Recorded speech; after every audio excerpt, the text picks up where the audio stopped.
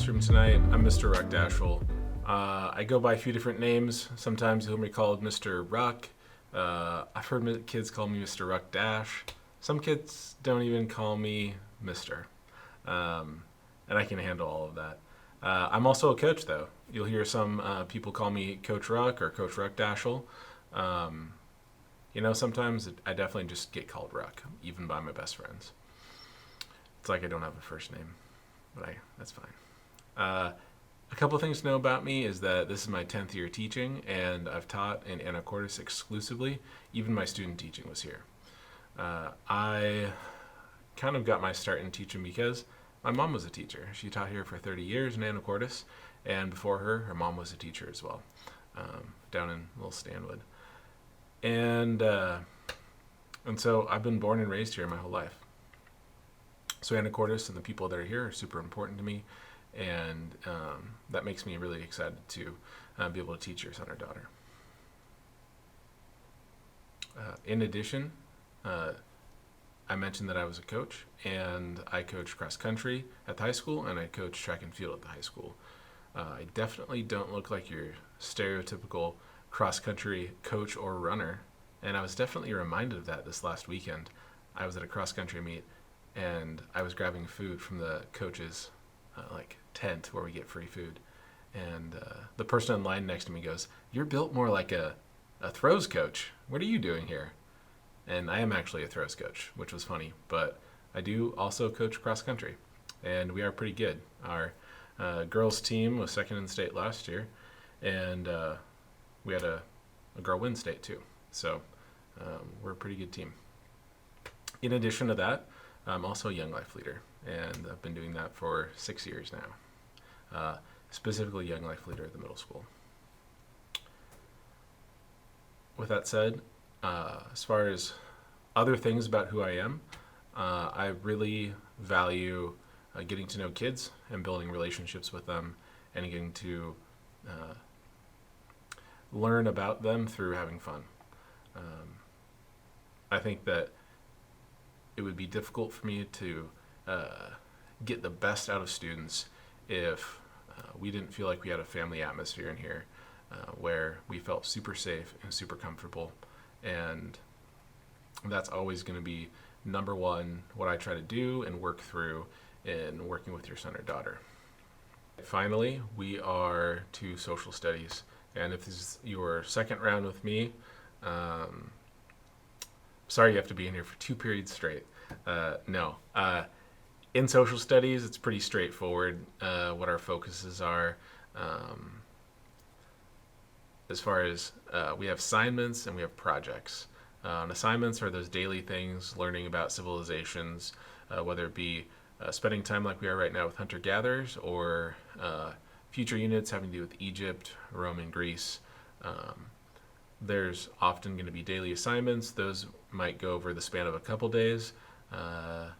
Like right now we're doing note-taking, learning about hunter-gatherers, and so we'll work through that together in class, and I wouldn't expect that those things end up going home for homework.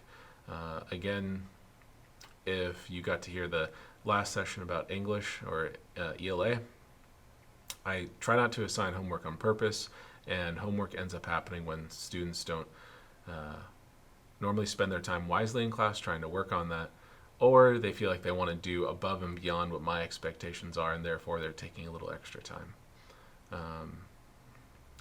So those assignments could look like taking notes on readings from the textbook, and those textbook pages would be available in Schoology digitally. Those notes then could be done by hand, or they could be typed up, and those notes then would be turned in digitally as well. In addition, we do a lot of map work in our social studies class so that we can visualize where events are taking place and visualize where on a timeline or when on a timeline this would have happened. We'd like to have a lot of big projects in our social studies class that allow us to be artistic and creative, and for me those are the most fun part of our social studies class, being able to create things and try to experience history as hands-on as possible. I wish that we could do all of the history hands-on, but there are times where we need to practice skills like note taking and using evidence to support questions from the text. And sometimes that direct instruction is necessary for us to get that base of knowledge before we can really apply that knowledge to a creative project or to do a little deeper research independently to learn more about a civilization. So you can expect that some assignments will need to be turned in through Schoology in English, and I don't think I said this before, I will always enter grades in Schoology, even if the assignment wasn't due there. That way, the Schoology grade should always look the exact same as the Skyward grade. For me, Schoology is where I enter things. It's where it goes in first, so it should always be most up to date compared to Skyward.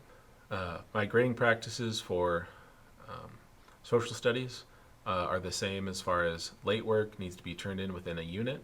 So when we move from one civilization to the next, too late at that point. Turning in work that was missed from being absent, you've got the amount of time that you missed to turn that work in. Late work, absent work, it's always best if students are able to communicate with me about what's going on. And they can do that in person or via email. Grading is just a total point grade as it is in English, trying to keep it nice and simple, not dealing with any weighted grades. Some of the other fun things that we do have that we get into are some simulations where students are working in groups, really getting to experience a creative experience that allows them to hopefully better immerse themselves and understand what that civilization was like. Finally, you can see my contact information up here on the screen, and I definitely prefer email. That's the best way to get in touch with me. I do check my email sometimes during non-school hours, but I try to keep a good work-life balance. So if I don't get to you because you email me later in the day, I expect that you should see something early the next morning. The final thing is there are some note cards and writing utensils that will be passed out to you. And I'm going to leave you a couple questions here on the screen that I really appreciate if you would respond to, so that I can get to know you and your child just a little bit better. It'll help me serve them this year, because that's my job, is to serve the kids that I have. Okay, thank you, and I hope you have a good rest of your night. Peace.